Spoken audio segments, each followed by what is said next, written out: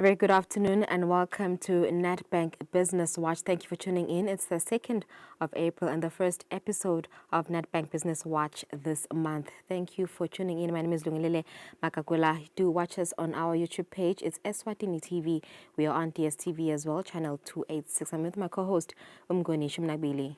Good afternoon. Lulu, good afternoon. Good afternoon to our viewers as well. You know, it's a cold day. It's drizzling outside, but the business is still booming. The numbers are rallying, and that's exactly what we're going to uncover and unpack on this episode of Nedbank Business Watch. Again, thank you for tuning in. Yeah, we've got plenty and lots to offer you this afternoon. The Eswatini Energy Regulatory Authority initially approved a 14.67% electricity tariff hike for 2025-2026 and 10.91% for 2026-27. But the government, through the Ministry of Natural Resources and Energy, reduced these to 8% and 7% respectively to ease the financial burden on citizens. The electricity hike came into effect yesterday, the 1st of April, where domestic users are now getting 43 units for 100 emalangeni. Most businesses continue to look for alternative sources of energy to power their businesses, and these include embedded generators like solar PV. The Eswatini Electricity Company has called upon businesses that have these generators to connect it to the company's grid to come and register or face being disconnected from the EEC grid. Later on the program, the Marketing and Communications Manager at EEC, Kaya Mavuso, explains why the Eswatini Electricity Company wants these embedded generators registered. Do stay tuned. Yeah, on another one, a budget deadlock in South Africa's government of national unity is raising a lot of concerns across the region. The Democratic Alliance is refusing to back a budget that includes a VAT hike, arguing that it will strain consumers. Meanwhile, the African National Congress insists a VAT increase is indeed essential to tackle growing public debt as well as to sustain critical social programs. Now, with South Africa being Eswatini's biggest trading partner, this standoff could have serious ripple effects on our own economy. What are the possible outcomes there, and how could they impact our businesses, our consumers, as well as government finance in Eswatini?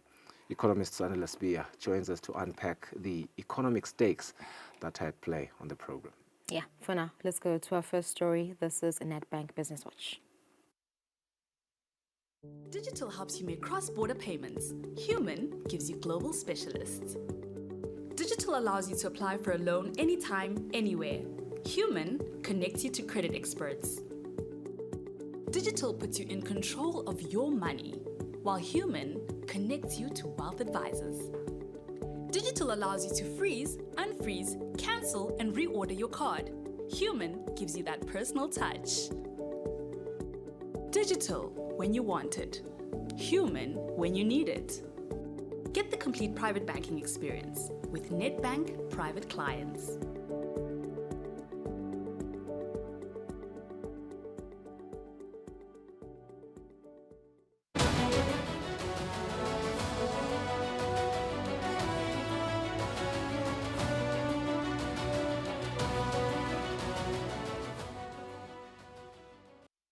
You're still watching Nedbank Business Watch. You're kind enough to stay with us. Don't go anywhere. We are going to kickstart the show by looking at the business news that define the day today. Yeah, let's take a look at our first story. With an average of 1 million emalangeni spent by the Eswatini Electricity Company every 3 months to restore power because of copper theft, this crime has the potential to negatively impact foreign direct investment and hurt the economy. Eswatini Electricity Company's Marketing and Corporate Communications Manager, Kaya Mavuso, says the company continues to look for alternative options to copper. We are consistently seeing an increase in the cases of copper theft throughout the country. Mainly the hotspots are within the corridor of Manzini and Babane. This is a big challenge for us as an electricity utility. Our major objective is to provide reliable power of acceptable quality. When government is looking for investors to come into the country, the first question they ask is the security, the security of electricity okay in your country?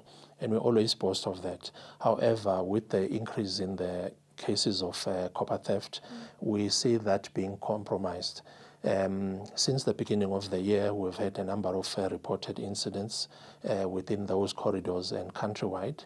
On average, in 3 months, we spend about $1 million replacing copper theft within homesteads, within businesses, as well as residential areas. We want to request our customers and the general public to be on the lookout for these copper thieves, because as much as we are doing all possible to provide reliable power supply, but we've had instances where businesses are complaining that consistently we lose production, we have to stop production because of the issues of power outages. When we try to investigate, we find that there were cases of stolen copper cables from transformer level or even underground cables. This is a big challenge for the country, because we're trying by all means to increase the GDP of the economy, to increase employment. But when businesses complain that we are not getting value for money in terms of the electricity, then they'll be inclined to consider other countries, and we'll all lose in that incident. As a business, we have tried to put up a reward of 1,500 emalangeni for a person that will give us information leading towards the arrest and prosecution of those people that steal copper. We have an anonymous line that is available, or you can contact our call center to find those details. Rest assured, your identity will be protected so that we can apprehend these culprits. Apart from that, as a business, we are trying to look for innovative solutions to say, what is it that we can do? Maybe replace the copper with other technologies that will deter the copper thieves. So far, the copper is the cheapest option, considering the ever-increasing costs of providing power to the nation. However, we are exploring those opportunities, and in some other areas we've already started, but we're just doing it at a staggered pace because of the cost implications. Guyandega Savings and Credit Cooperative, which is supported by the Taiwan International Cooperation and Development Fund, has helped women at grassroots level in rural communities to make savings of over 600,000 emalangeni. The cooperative's advisor at the Taiwan Technical Mission, Grace Lulu, highlighted this when giving an update on the cooperative, which started a year ago. It is aimed at helping small and medium enterprises. We currently have 776 members, yes, and the people have saved over 400,000, and in fact that is shares, 400,000 in shares, because each member has to buy 5 shares, which is amounts to 1,000. So all of them, some of them have bought all the 5 shares, so they have 400,000 in terms of shares. And in terms of savings, they have over 660,000 in terms of savings. She has also shared the importance of joining cooperatives. You are the owners of the entity as members. You have equal shares in the cooperative, meaning that you also have an equal say. You can be voted into the board, and you can also place your decisions at the AGM, your opinions at the AGM, and decisions are taken, and the entity is run according to what the members want. According to the Minister of Commerce, Industry and Trade, cooperatives are the driving force for economic growth and a significant contributor to job creation and poverty alleviation. There are around 1,200 cooperatives in the country with assets of about 3 billion emalangeni. For Nedbank Business Watch, Nelson Dlangamandla, Vuminkosi Nzinisa Mbabane. And that's it for our business news. It's 10 minutes after 2. Thank you for tuning in. You're still watching Nedbank Business Watch.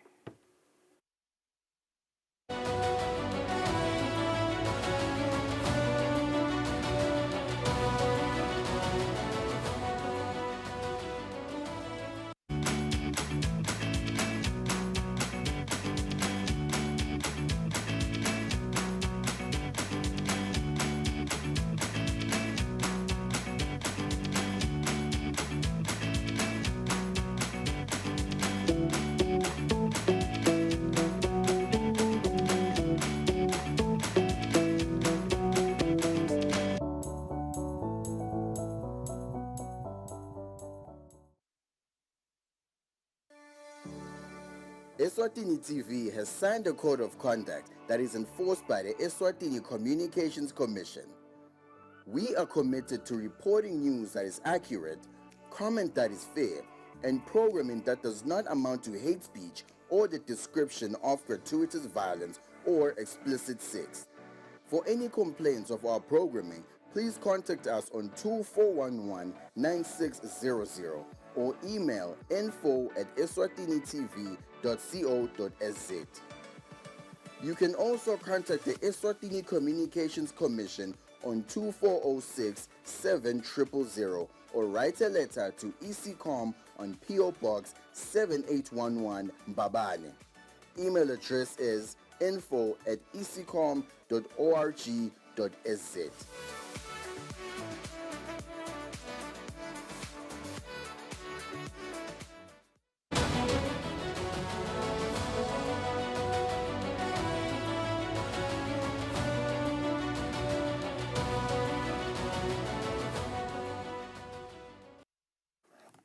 Welcome back to the program. Now, the main partners in the government of national unity in South Africa are not finding each other, and they are failing to reach an agreement on the South African national budget.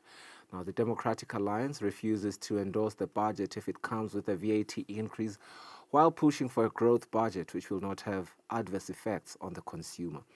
Now, while the African National Congress is agitating for a budget with VAT to help pay the ballooning public debt in South Africa and social services, economist Sanele Sibia is in studio.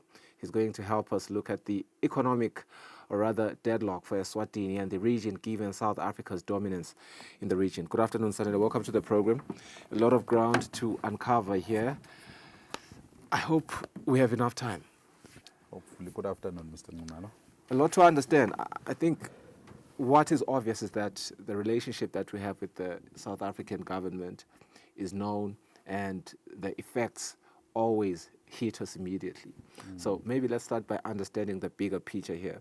The deadlock obviously revolving around a potential VAT increase versus a growth-driven budget. Yeah. Now, in broad economic terms, what are the pros and cons of each approach here? So the very first one, Mr. Ngumalo, is the likely stability of South Africa's fiscal policy over the next 5 years, if this government of national unity does hold. Okay. And this budget in itself is a test for that, for the government of national unity, whether it's going to hold going forward. But what we're seeing right now is juxtaposed views within the government of national unity with the Democratic Alliance mostly pushing towards a growth-driven budget while holding the VAT constant, because we know that when you implement the VAT, what you're going to have is slowing down of an economy. And already the economy is quite fragile, as it were, such that consumers cannot take on any additional pressure at the moment. So that's what we're trying to that's what the DA is trying to protect. While if the budget passes without that without that proviso on the VAT, so what we are going to be faced with is a situation where the South African budget is a 60 billion shortfall.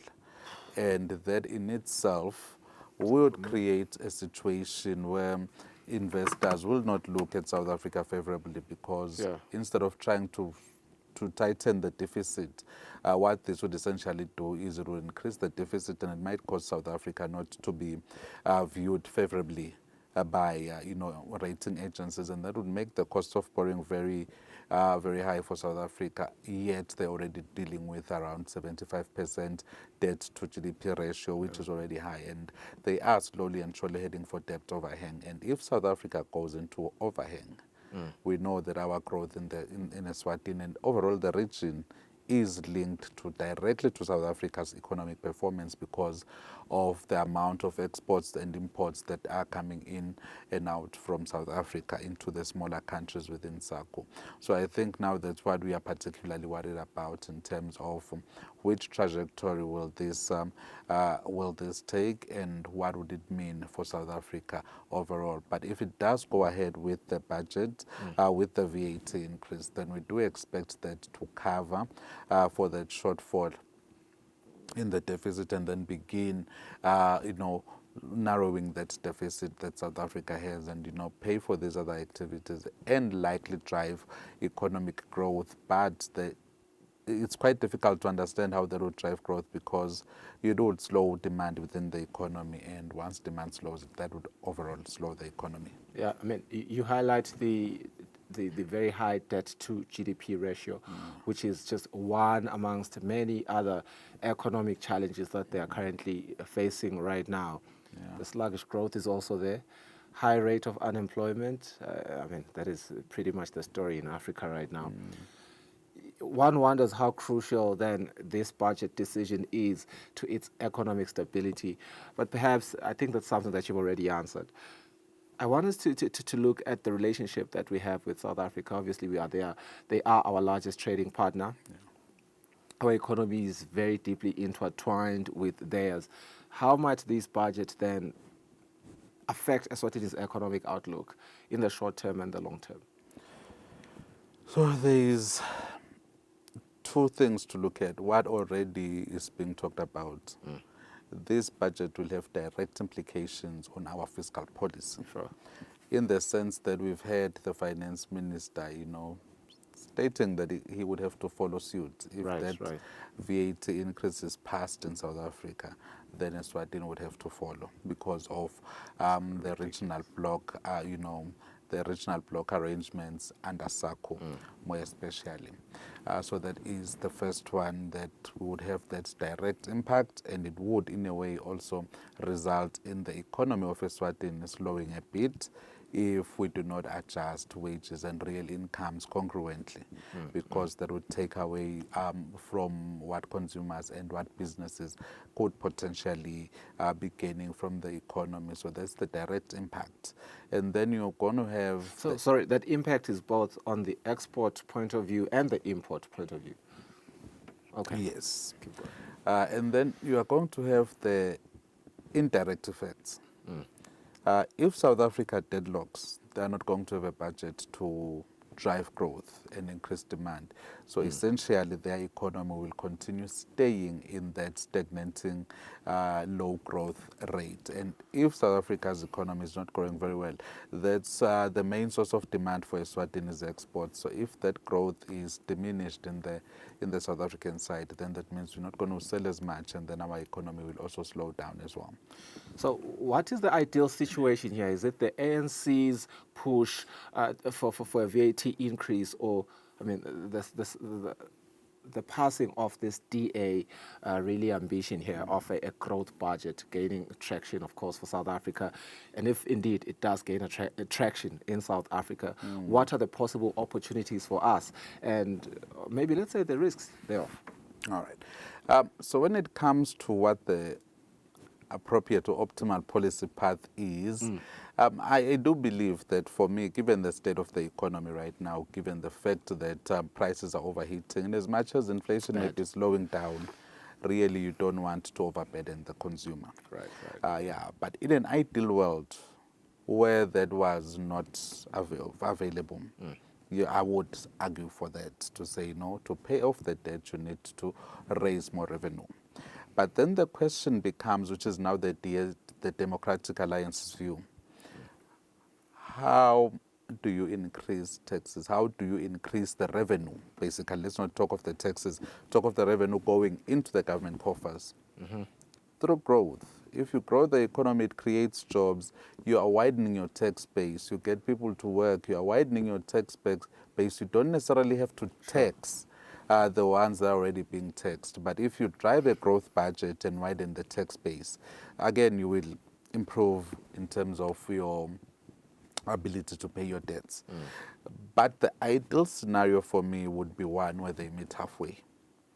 because someone has to pay the deficit at present, and we need the growth so that we can sustain the South African economy. Is that the conversation there right now? It doesn't look as if they are, looking to find terms where they meet each other halfway.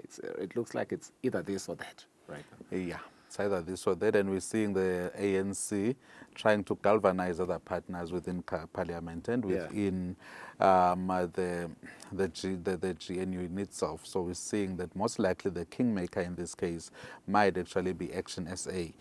But what that would mean is essentially they might devolve into a minority government, because if the DA does not get its way, they might pull out of the GNU.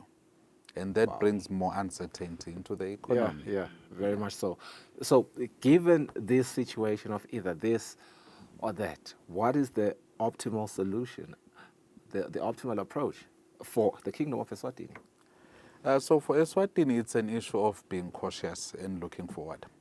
And diversifying our export base and our import base. Yeah, because not too reliant to South yeah, Africa. I do fear that South Africa might now go for the SACCO revenue and ask to readjust the formula. They've done it a couple of times in the past decade, because right now they do need the money. So we might see those impacts on our, the development component of the SACCO revenue sharing receipt.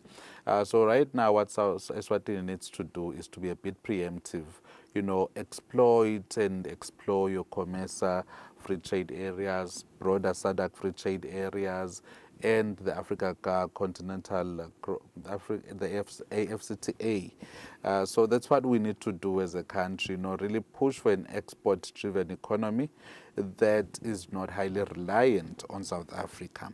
Not to say lower the output that you are sending to South Africa, but increase your output such that what you sell to other blocks is somewhat relatively comparable with what you sell to South Africa at present, and then even grow that component. That way, in terms of your export mix and your import mix, what you are getting from South Africa becomes relatively manageable, and your portfolio is not overshadowed by South Africa and policy decisions that are happening in South Africa.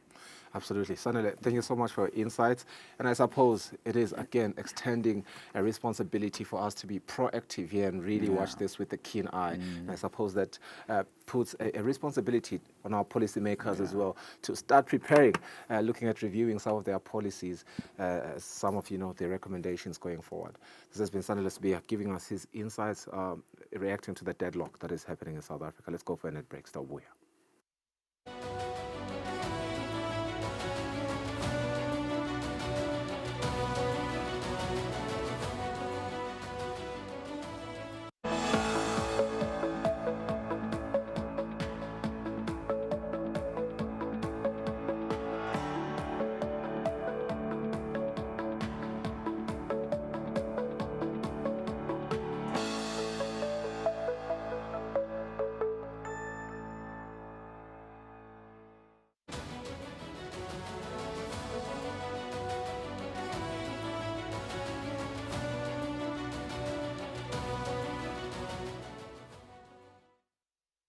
Right, today we recap an interview between Bagcinile Simelane, who is the sales team leader from Nedbank Eswatini. She was in conversation with my co-host Lungelele Makakula on their savings account solution at Nedbank. Thank you for joining us. What savings accounts do you offer at Nedbank? Oh, hi, Lulu. Thank you for having us today. Okay, at Nedbank we have Ngeyako savings account, and we also have the seasonal savings account.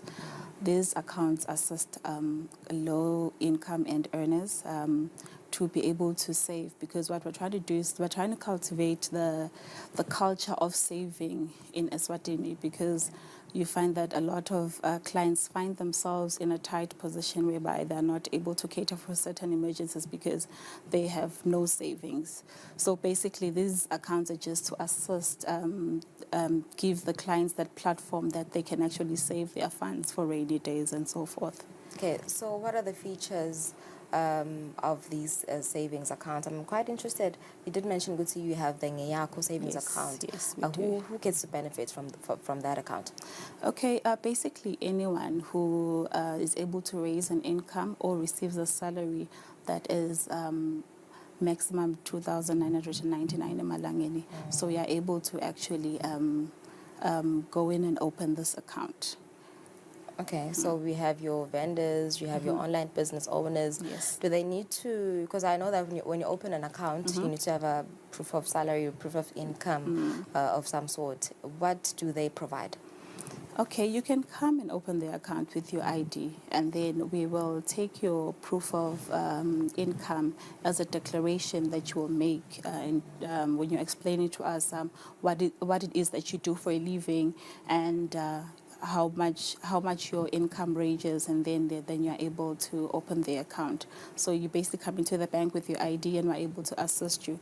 It just depends on the interaction that you have with whichever sales consultant that you will see at that point. Okay, so do I have access to my bank card, to my account? Can I withdraw at any time, Yes, at any definitely. ATM? Yeah. Definitely, you this type of account comes with a bank card, a debit card as well. You're also able to have the app and access to internet banking or the USSD, the dialing codes. So basically, you're able to access your statement through the app. You're able to check your balances through the app. You're able to withdraw funds using the card or withdraw funds by sending money to yourself or anyone using our send money feature on the app. So basically, the transactability is quite endless. Yeah. So let's talk about activity on the account. How long do I have before you close the account? How much activity should the account have? Okay, we do encourage that clients should transact on their accounts on a month-to-month basis, because we don't want to find ourselves in an instance where now the account seems deserted over a period of 3 months, because that's when the account becomes inactive and then it also becomes dormant. So we advise that in whatever you do, always ensure that at least once a month there's some sort of activity in the account just to keep it active. Yeah. So do I get to receive statements as well, or have access to my statements when I use my banking app? Yes. And also do I get to print them out? Yes, you are able to download your statements on the app, and then you're able to print them out wherever you have access to a printer, but you're able to print them out. It's quite seamless, and the statements that are available on your app are up to 6 months. So anything beyond that, then you have to walk into the branch and request for an over-the-counter statement. Yeah. What other important or key feature that these accounts have? Can I send money? Can I transfer money? Yes. Yeah. Yes, you can transfer money to another account that's either at Nedbank or any other bank. You're also able to send money to accounts that are in South Africa, and then you're also able to send money to a cell phone number. You're also able to transfer money into any Momo account. You're also able to pay bills, because we do have the bank beneficiaries where you're able to pay your TV license, you're able to pay for your water, you're able to also buy airtime, and then you're also able to pay for your bills. Basically, you don't have to go queue anywhere. You just can do everything on your app. Yeah. Let's talk about charges or maintenance fees. How does Nedbank charge you with these savings accounts? Okay, with the Ngeyako savings account, we have a maintenance fee which is 16.83 cents on a monthly basis. And then the other charges are effected on the account depending on how you are using the account, because there's a charge for withdrawing funds from the ATM. There's also a charge for swiping. So basically, those charges you manage yourself in terms of how you use your account. Yeah. So how much money do I need to actually open the account? Since you said it's for low-income earners, how much money do they need to open the account? To start off, you can just deposit the 50 emalangeni. Okay. Yeah, because that's the minimum balance that we require on the account. Then after that, you are able to deposit I wouldn't say as much as you can, because we do have a cap of 5,000 for transactability within a month for that account. And then with the seasonal savings account does not have a maintenance fee on the other hand. The seasonal savings is only charges when you are using funds on the account. Okay. So this one helps a lot with those clients that you find themselves that are construction workers, or so construction workers usually work for a certain time period and then they're jobless and then they find a job again. So this one helps them a lot because they don't have any maintenance fees accumulating. Yeah. Also, like the sugarcane cutters as well, it helps them because they also work seasonally. Okay. Does a customer have the convenience to deposit their money via an ATM, NetBank, any ATM, NetBank ATM? You're able to deposit in an ATM that has the functionality of the depositor. Okay. So do you guys investigate, for instance, there's a huge amount of money that is deposited into my account, and normally I usually deposit around 500 malangeni, 1,000 malangeni, then suddenly 10,000 malangeni gets deposited. Do you guys investigate where is this money coming from? Okay, that one, yes, it's a tricky question because you find that customers are not necessarily comfortable disclosing of where the funds come from, whereas we as a bank do have that obligation that we need to ensure that we know where the funds that have been deposited into the account come from. So those ones we sort on a case-by-case basis because you come into the branch and then you have a conversation with the sales consultant, and then we forge a way forward in terms of what can be submitted to be the proof of those funds that have been deposited into your account. Yeah, still on that, the proof of income. I did mention online business owners, and you did say when you open the account, you want proof of income or proof of salary. So what's the process with them? Okay, with them, I think like I had mentioned, it's just them declaring during that conversation, during that interview with the sales consultant of what they do for a living and how they make their money. And then the sales consultant is able to capture that when they're filling in the forms as their source of income. Yeah, all right. Yeah. So what's the minimum amount of money do I need to have on my account, savings account? It's 50 malangeni. 50 malangeni for it minimum. not to be discontinued. Yeah, minimum. Okay, 50 so malangeni. do I get messages alerting me that I should deposit money into my account? Yes, SMS notifications. Yes, we do have SMS notifications of which will basically show you activity of your account as well. When you receive money, you get notified through SMS. When you withdraw money, you get notified through the SMS. Okay. As well, when your account has been inactive for a while, there's an SMS that prompts you. That just lets you know that, okay, your account has been inactive for a while. Please make sure you go to the bank to deposit. And also, if it so happens that now there's charges that have overdrawn the account, you also get a notification for that. So how easy is it to reopen the account if it has been discontinued? Perhaps say after 6 months, I haven't. And it's been Yeah, closed. yeah. Okay, you basically start over. Okay, the whole process, the whole documents, process. ID and You everything. basically start over. Yes. Okay, so for students who are interested in opening savings accounts, do they also have their own student savings account, or do they also fall under these savings accounts?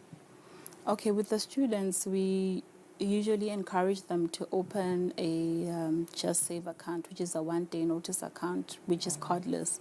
That account, you're able to operate it on your app. You're able to set a notice to request for funds on the app, and then it's then transferred to your transactor account, which means your account that has a card for you to be able to access those funds. So we usually channel them towards that type of savings account because it's cost efficient. Being a student, you're just trying to make sure that you save as much as you can for rainy days, especially because, with being a student, you need money from time to time, so it does help them in that regard. Okay, so in cases where my card gets stolen, do I get instant help, assistance from NetBank?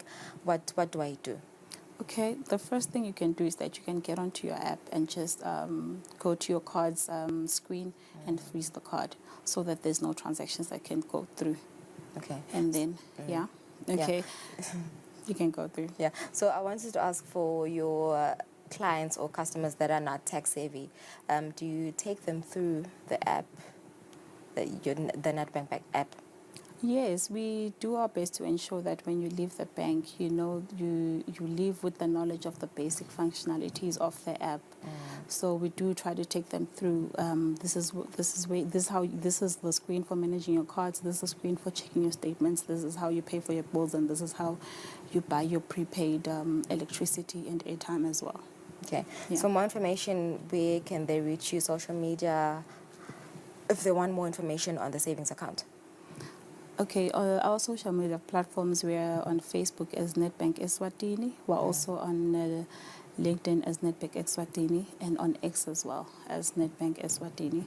So you can reach out to us there.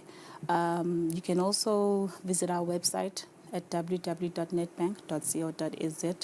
On the website, there's also a pricing guide, which also helps you to basically peruse on the charges of all the accounts that we have at the bank.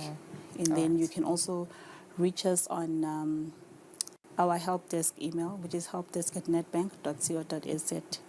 Then our number is 2378 1999. You can reach us there. All right, thank you so much. Thank you, Bagcinile. That was Bagcinile Simelani, team leader sales, taking us through the savings account, Ngeyako savings account, and the seasonal savings account. If you do have more information, to contact them on their social media platforms. Let's take a break. Sabia Konamaj.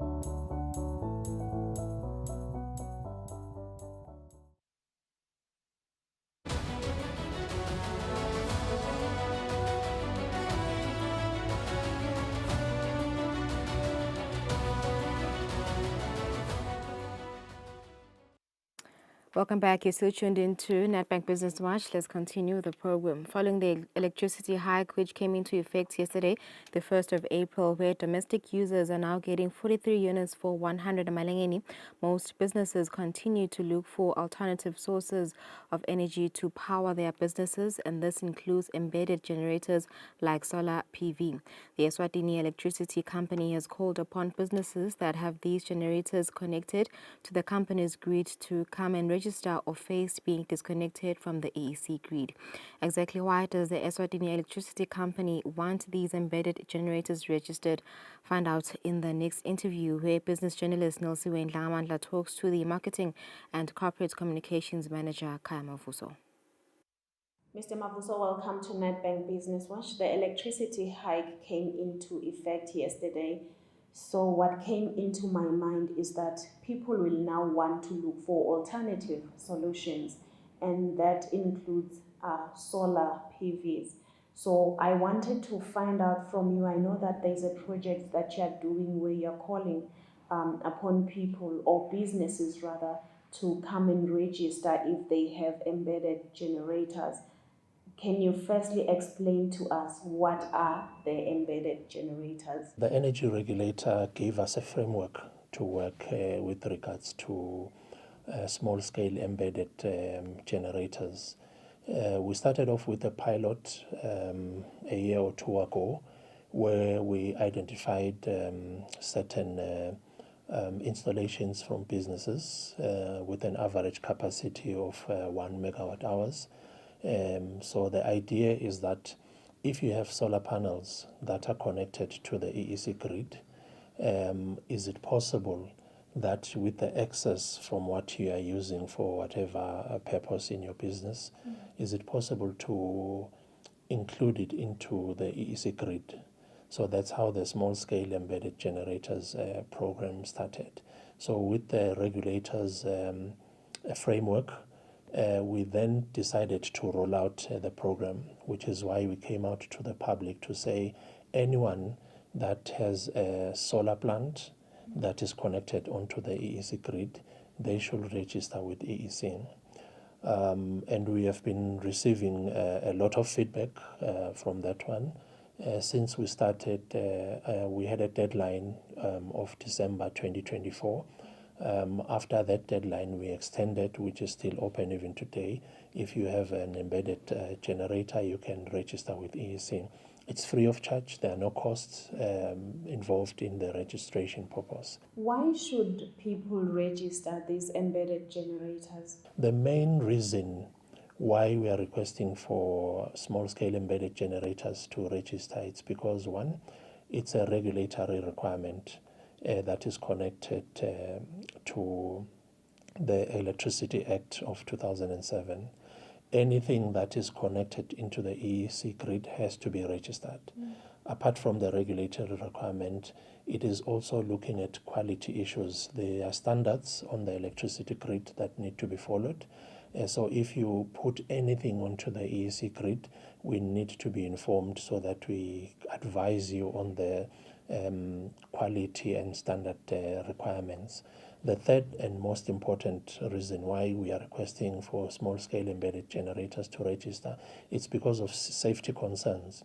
We all know that EEC sometimes issues out public notices to request customers, to notify customers that will be embarking on a maintenance program at certain periods.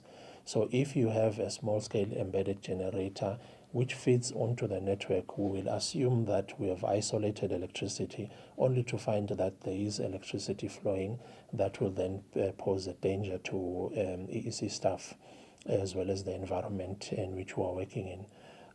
There is also safety concerns even within the customer as well, because we've seen in other countries, even locally, we have seen other installations actually getting damaged because the specific or the requirements that were used or the standard that was used was taken from another country where the capacity is not similar to what we use in Eswatini.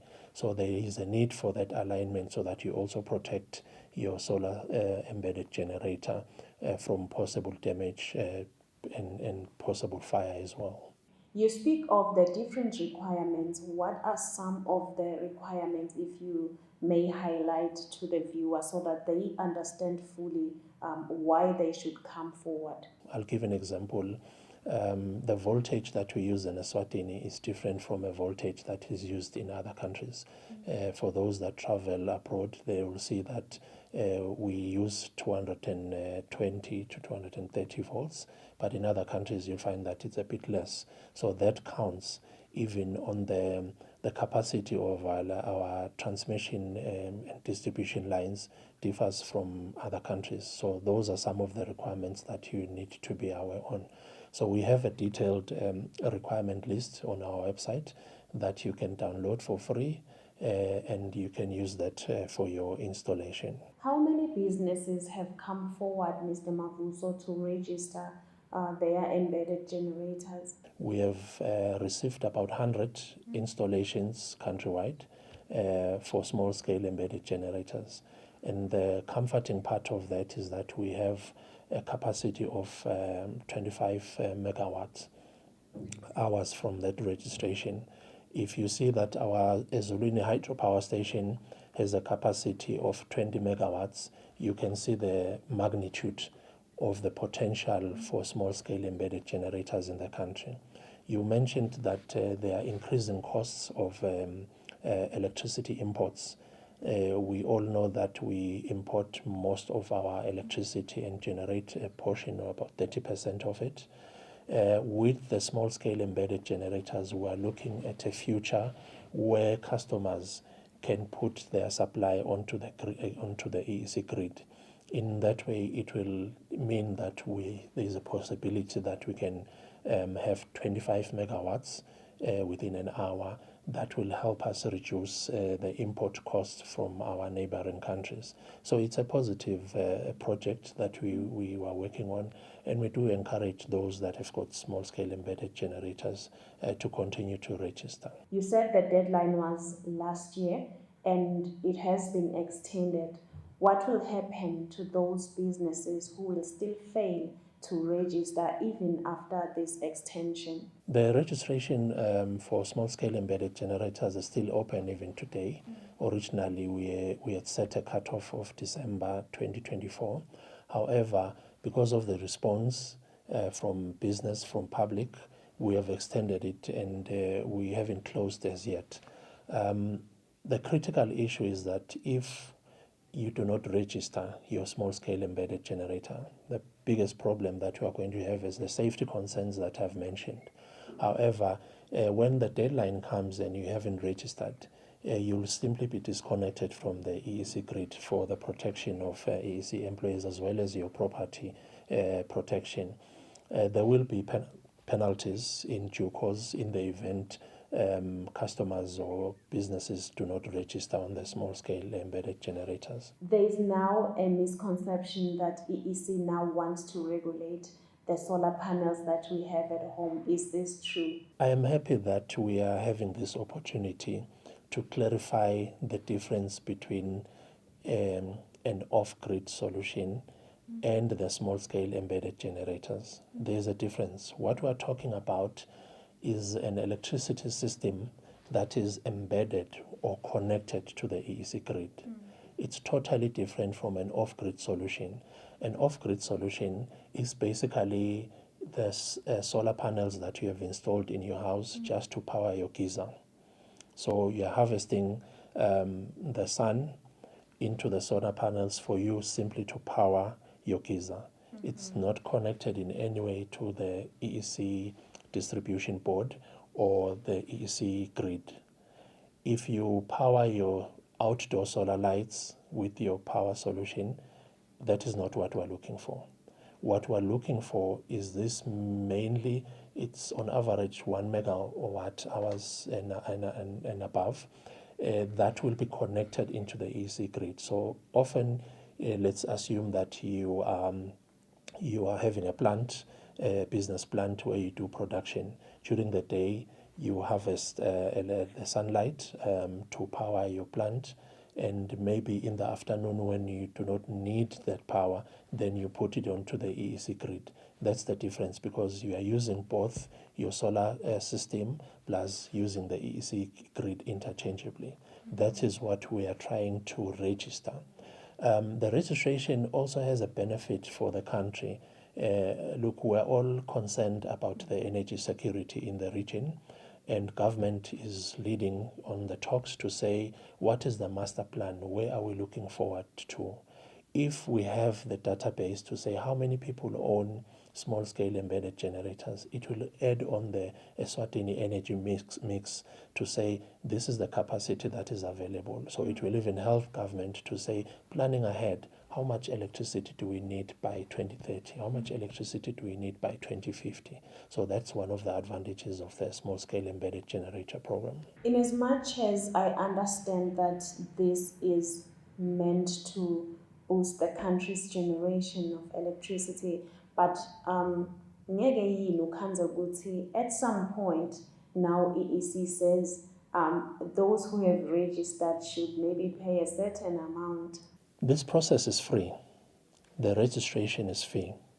However, maybe after the deadline, there will be certain cost implications during the registration process.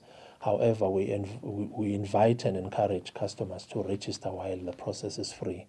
It is not meant to frustrate customers, but we all know that there are costs involved in any operation.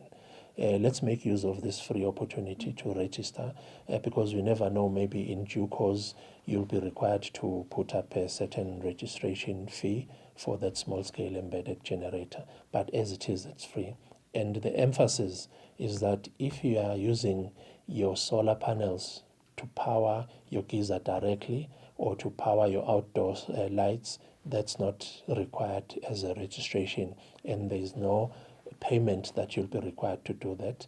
There are no taxes that will be imposed on that kind of a system as far as we know at the present moment. We're just registering for quality purposes and safety purposes. Thank you so much, Mr. Mavuso, for joining us on Nedbank Business Watch. Today you have clarified that the people that you want to come forward to EEC to register are those who use embedded generators that are connected to the EEC grid, and not just people who are using solar PVs, for example, for lighting and connecting their geysers. Siyabonga kakhulu for being on the show. Was Kaya Mavuso in discussion with business journalist Nelson Ndlamandla on the 8% electricity tariff hike that came into effect yesterday on the 1st of April. After the break, we're joined by Toba Kameze for today's market analysis. Stay with us.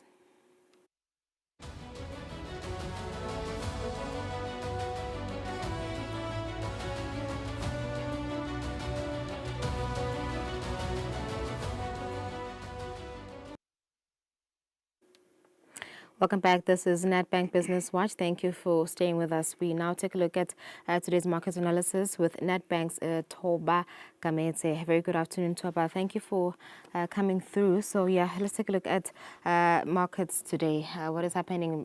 Let's start in South Africa. I do understand that the rand is under pressure today. What's happening there? Thank you, Lulu, and good afternoon to your viewers as well.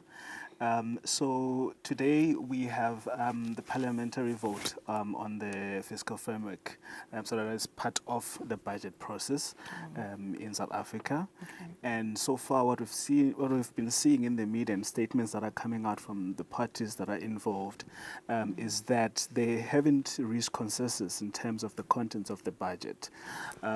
We have heard from the ANC that they are proceeding with the budget vote, and they are adamant that they will get majority vote with alliance from smaller parties. And we've also seen the DA come out to say they are not voting for the budget.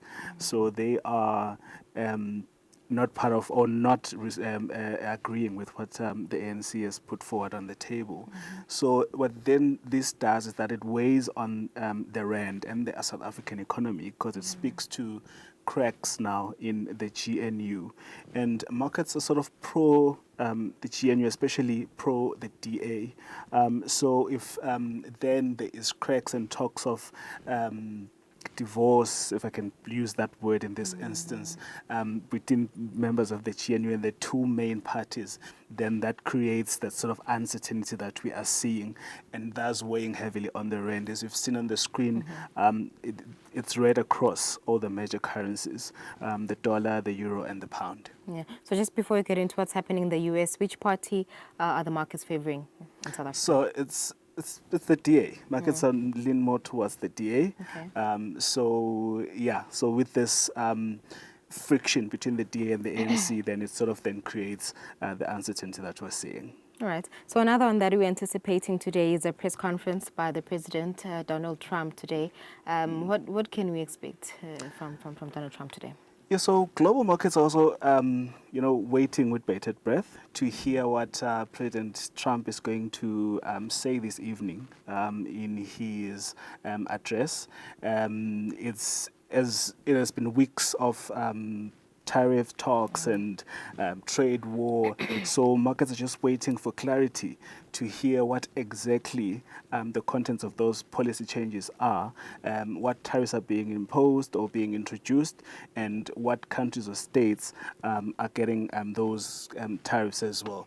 So that has sort of made markets jittery and investors sort of cautious today in trading, and they have sort of waited to see where to put their money, where to, so decisions are not really being made today, if I can put it like that. There's not much activities as we wait for the press conference. Yes. So there's just a lot of uncertainty at the moment. Okay, I see.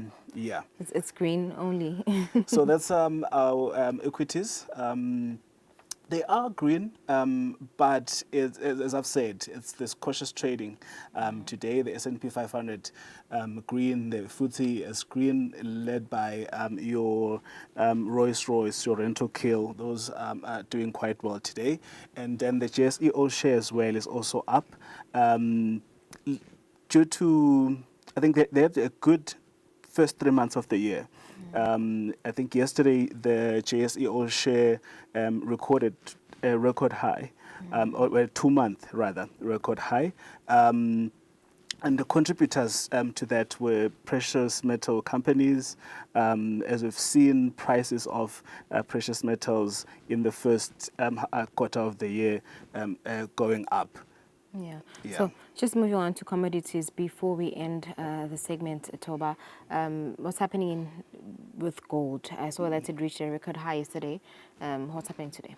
Yeah, so gold yesterday reached a high of about 3,148, but it has sort of subdued and currently at 3,114.08 per ounce.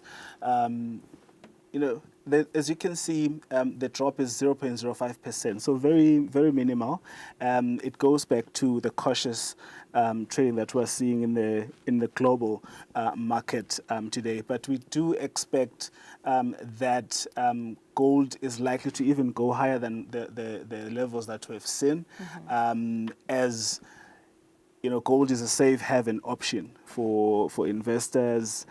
So in times of uncertainty and in times of geopolitical tensions and trade wars, investors will sort of then look for options that are, you know, safer for them to put their money in. Okay. So gold then tends to be one of those investment options. So we would expect that gold is probably going to go higher, but these are record highs that we are seeing at the moment. In particular, yesterday or last session's number of 3,148. Okay, and I see that Brent crude oil is also slightly up today. Yes, so crude oil is slightly up, trading at US $78 per barrel. It is sort of trading within a region that, I would say, is stable for the past few days. But it is up today, one, due to Russia imposing restrictions on some of its, on two actually, of their pipeline transportation. So that sort of then hinders on supply. But would expect that going forward with talks that are coming out of OPEC Plus increasing their production or output, that will see the price of oil going down.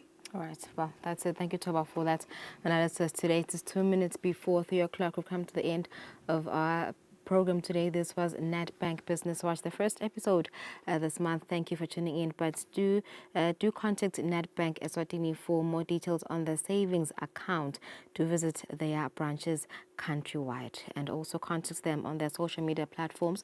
They're available on Facebook, Instagram, LinkedIn, and X. We'll see you next week, Wednesday at exactly 2 p.m. Enjoy the rest of your day. Make better money choices. Choose a bank that takes your money seriously. Business Watch was brought to you by Nedbank.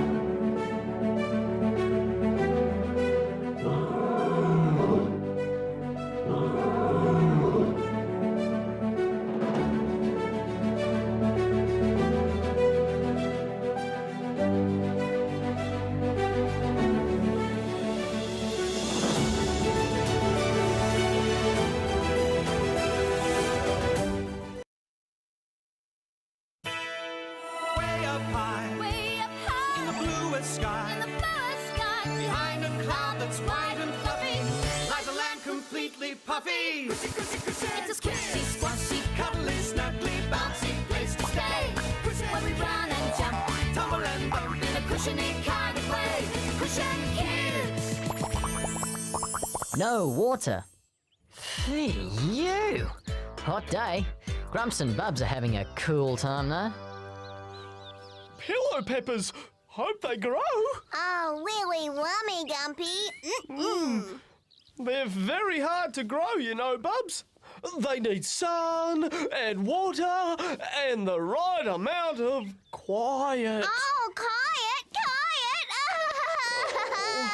Which is very hard to get around here. Grumpy.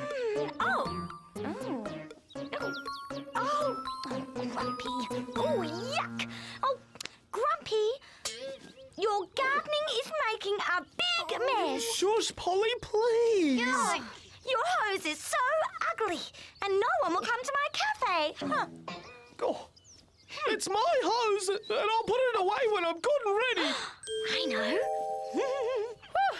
Hey, Grumpy! Oh, shush, Pepper, please. The pillow peppers need quiet. Oh, Grumpy, that's the fastest I've ever run. Oh, hooray for me! Quiet. Oh, wow, I'm hot. Oh, I need a drink of water. Oh, water! Now, turn the tap on, please, Bubs. Okay. But there's no water coming out. Oh. Hang on, there's something wrong with this hose. There's no water. Oh, if there's no water, my pillow peppers won't grow. And I'll have nothing to drink. And I won't be able to have a bubble bath. Yay! No more baths. Woohoo! Oh, this is serious, Grumpy. You're right. You have to do something. Oh, I need to sit down and think. Oh, the Rapping River will know. Oh, let's go, quick. Hurry! Oh! Hurry! Oh, wait, Pepper. I know a shortcut. But there is no shortcut to Cloud Mountain. Oh, yes, there is. It's down this way.